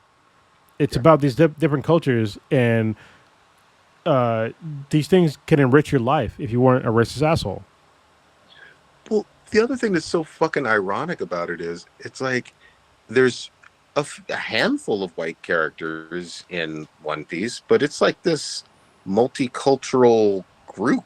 You know what I mean? I mean, as it should be, because like the world is mostly it's multicultural. It's not all white folks. White folks, I don't know how to tell this to everybody. If you listen to this podcast, if you're white, you're the minority. Most folks on this planet are fucking brown. Yep. The vast majority.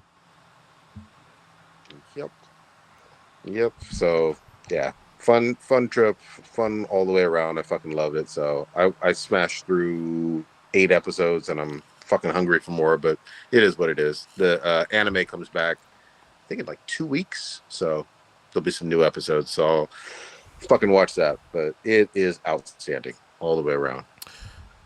So I think we're going to get through the whole episode about talking about politics and the shit that happened over the past week. I think are we going to pass that through or? No, you got to talk a little bit about it, man. Come on. Well, I mean, the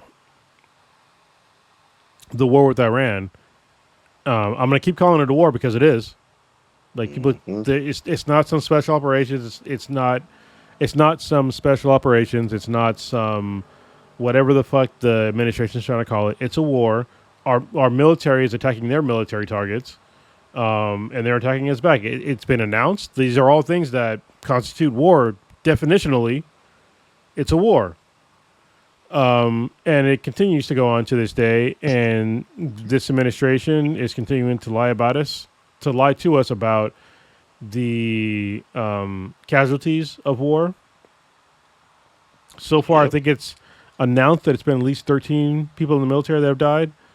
And well over 150 that have been wounded, seriously wounded, some of them. And they just continue to lie about the consequences so far about this latest war with Iran, which is unprovoked. Yep. And I say unprovoked because there was literally no credible evidence that Iran was developing and was an imminent threat. And this is by I forget the guy's name. It was Kent. What was the guy's name? Prodigy? Fact check me here. The guy that just resigned. Deputy Kent. God damn it. I forget his first name. Bring it up. I'll keep bullshitting. So basically, it's been proven that there's been no credible threat to America from Iran from somebody that would actually fucking know. Also, people that didn't. That I knew that there was no credible threat from Iran. At the time, they're literally using an old playbook from Iraq to say that they have a nuclear. You got his name? Joe Kent.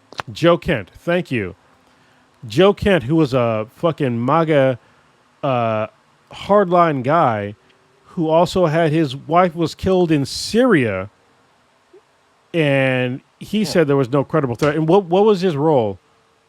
Prodigy. He is or was the deputy or hold on.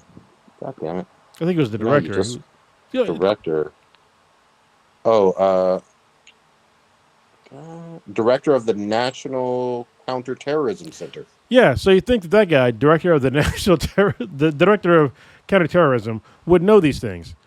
Mm-hmm. And so yeah, he was like, there was no credible threat. He's stepping down. His wife got killed in Syria. He was in the army. I forget what rank he was, but he was a guy that was a MAGA hardliner, and he was like, you know what, I'm out because there was no credible threat. Because there's never been a credible threat from Iran. They're making Iran the fucking boogeyman, just like Iraq, and that's a war that I fought in, and let's not do this again. Yeah. And they keep doing it. They keep bullshitting the American people that this is like a serious thing, but it's not. And now that we're seeing the consequences now, but it's going to be years from now. This is going to be.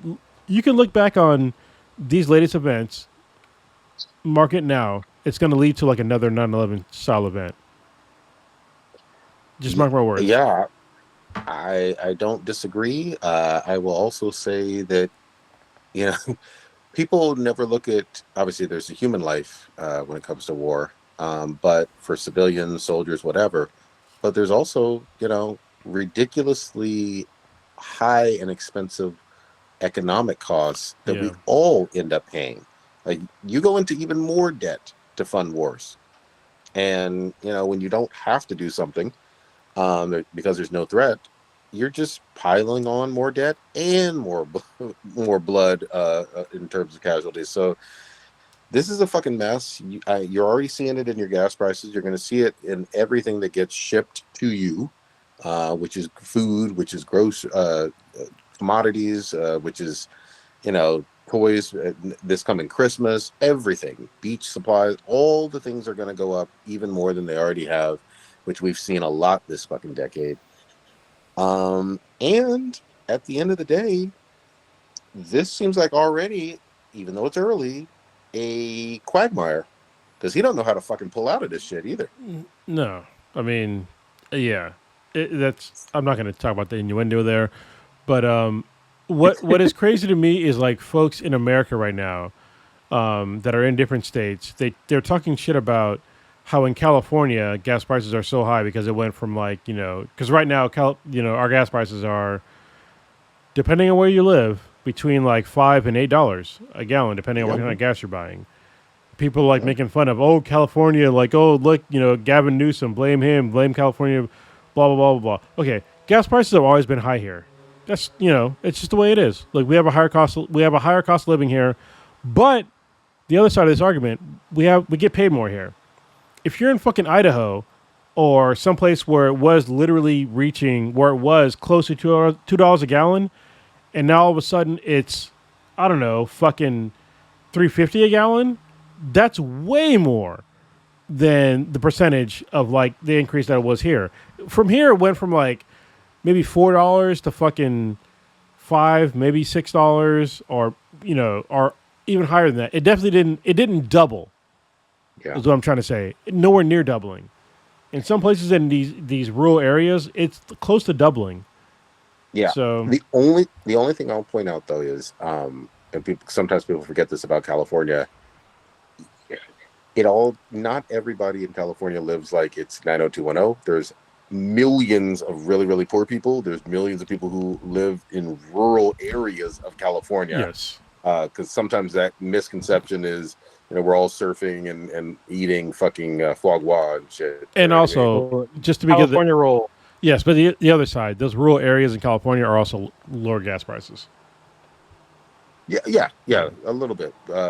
There's some that have a little bit less gas. You're right. And a little bit lower. If you're not along, like if you're like anywhere near the 5, it's still expensive. But if you're like way out there, like I would imagine in Big Bear, or like not in Big Bear, like just like Eureka or some shit, it's way cheaper out there for gas. Yeah, Death Valley, it's still cheaper.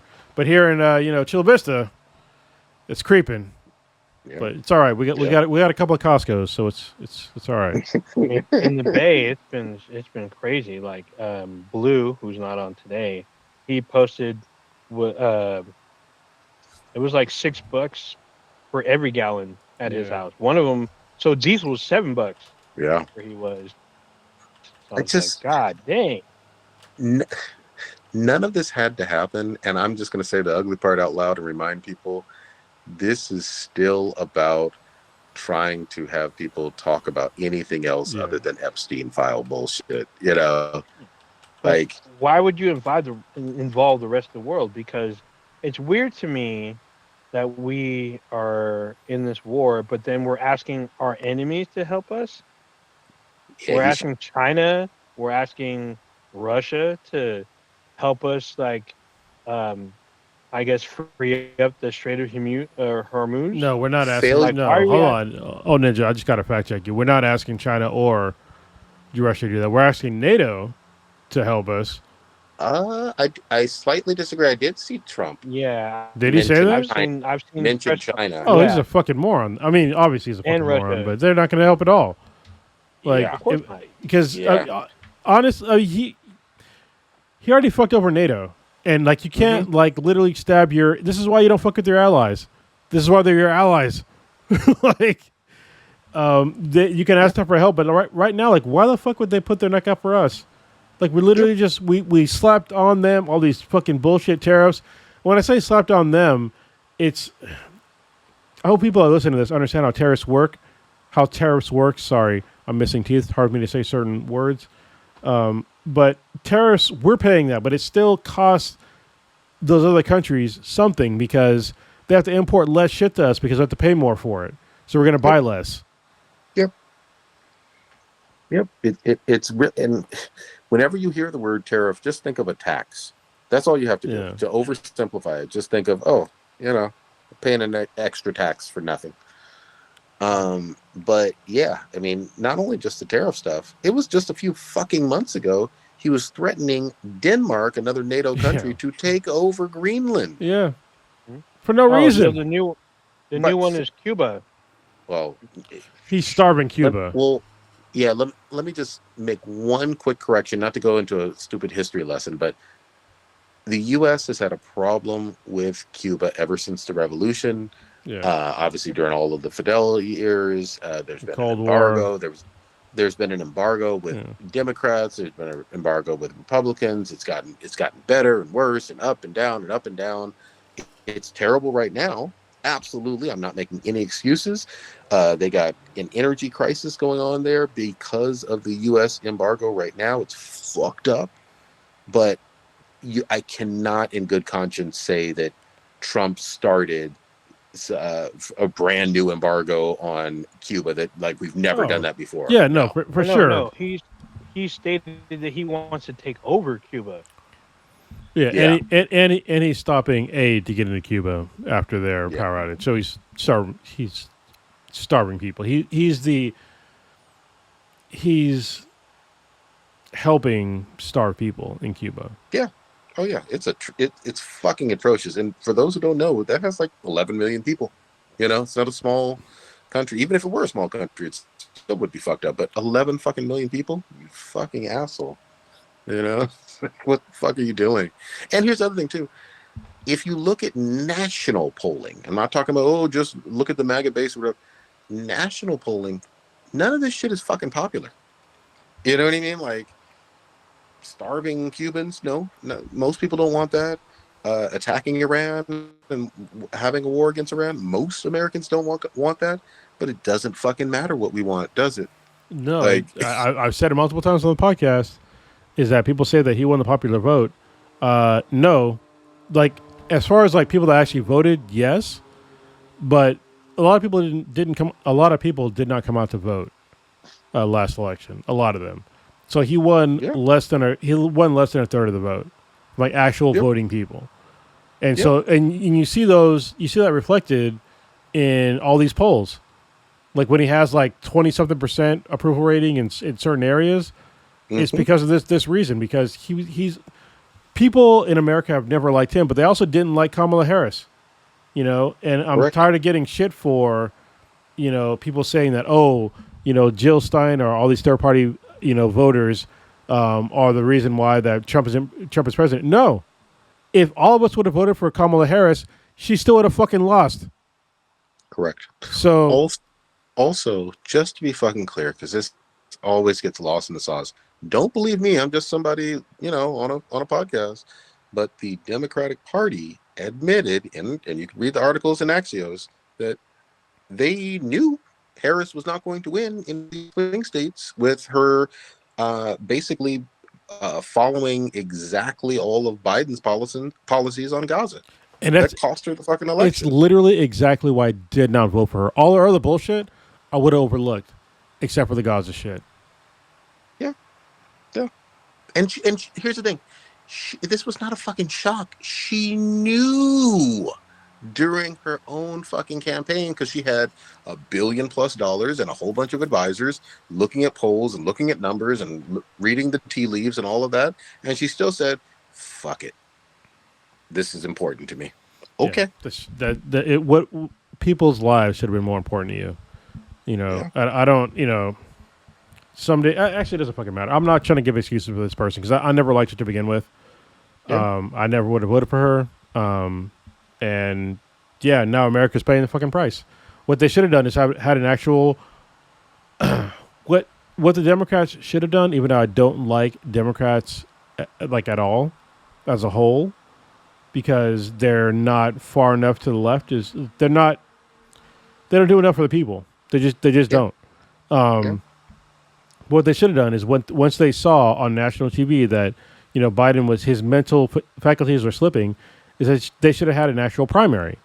They didn't do that. Right now, the Republicans are doing the same thing. Trump is, in my mind, worse than Biden was when he was slipping. Way worse.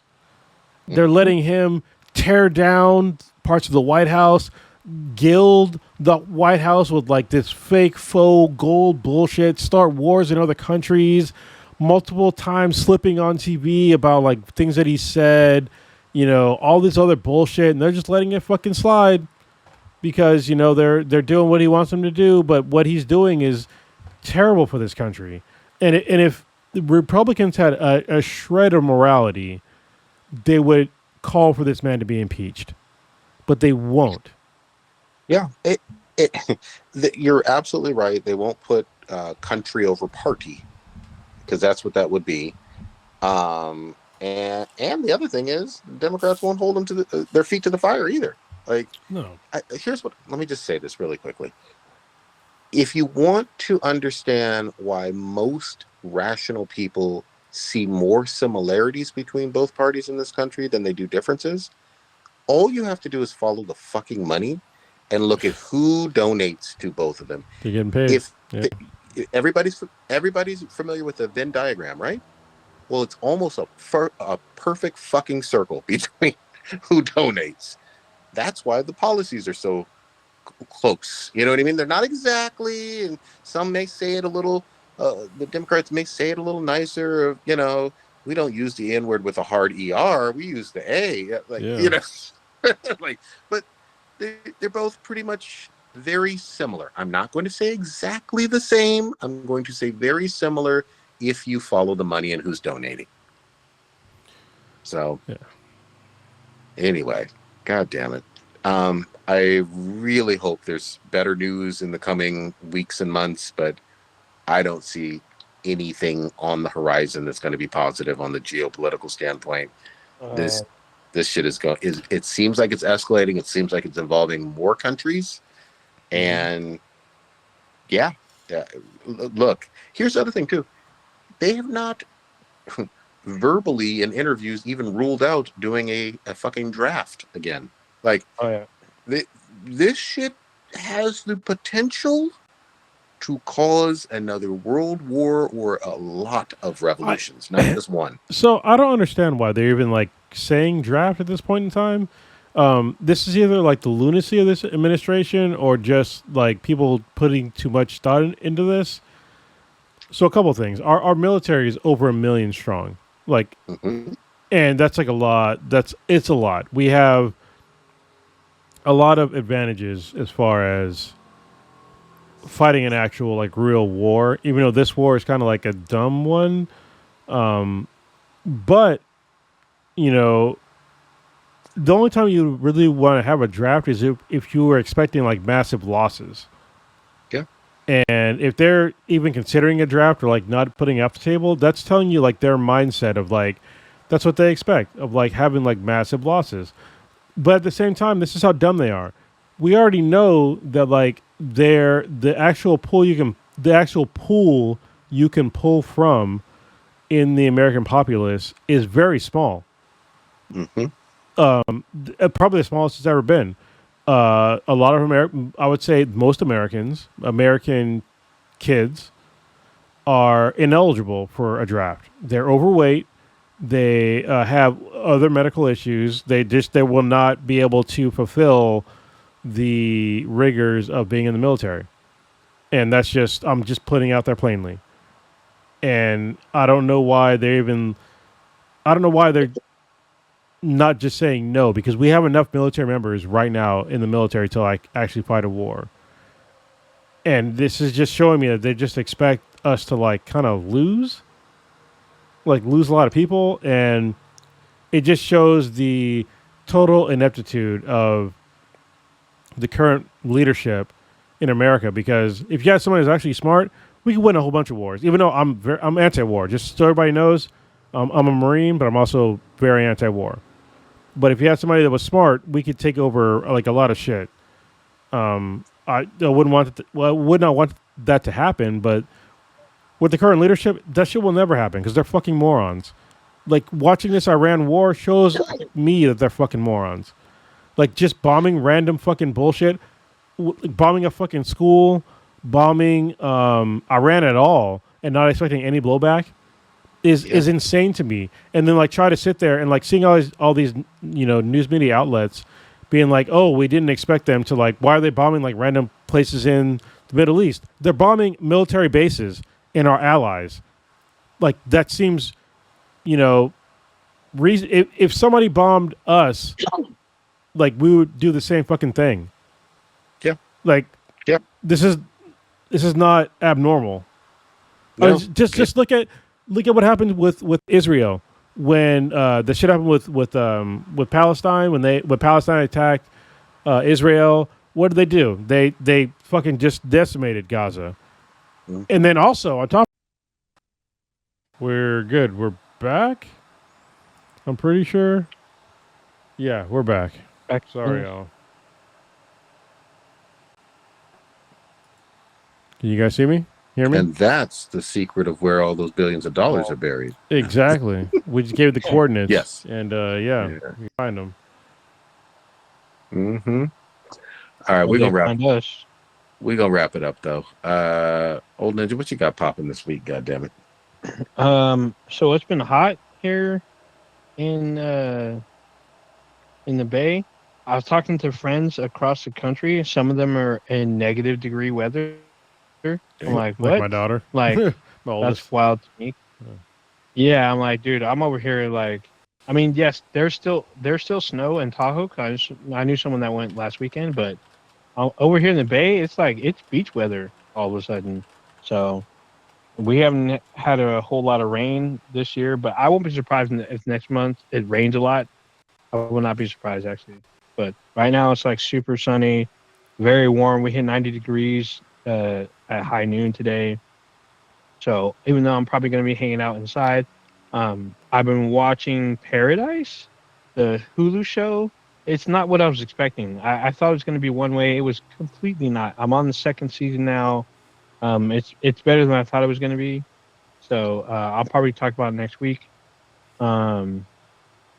Just trying to chill here. What else? Oh, Starfleet Academy ended last week with its series finale, which was actually pretty good.